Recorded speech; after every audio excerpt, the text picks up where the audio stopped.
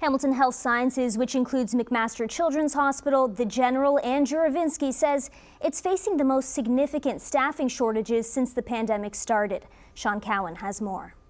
Yeah, they look overworked. They're not happy.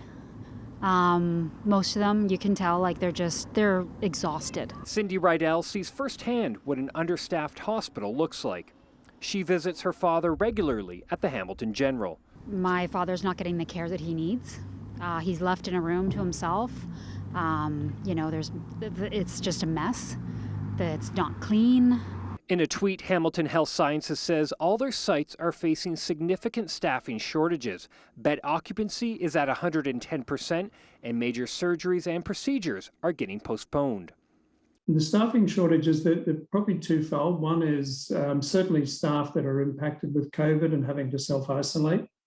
We're also having staff that are off, for other regular, reasons for not being able to come to work. I spoke with some nurses here at the Hamilton General, and they tell me that they're burnt out. They didn't want to appear on camera, but they gave me a little bit of an insight on what it's like working in the hospital right now. They say everybody's tired. There's a lot of nurses calling in sick.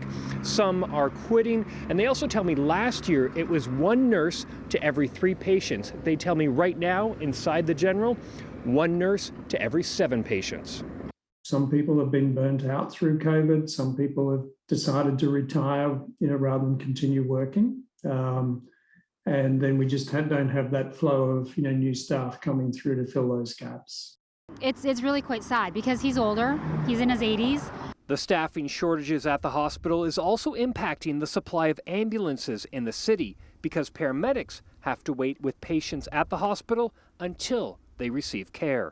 When paramedics are tied up at the hospital, despite the best efforts in the process for our paramedics, we can't respond to calls at the same time. So that's very significant for us. I can tell you that over the last 7 days, for Hamilton hospital sites, we've experienced an average of 167 hours of offload delay per day. Hamilton Health Sciences says they are doing their best to protect their workforce and ensure patients get the care they need, but it does mean that patients coming to our emergency departments need to be prepared to wait longer. Obviously, we're doing everything we can to get them through as quickly as we can. But the necessary or the impact of this is that it is longer waits for them.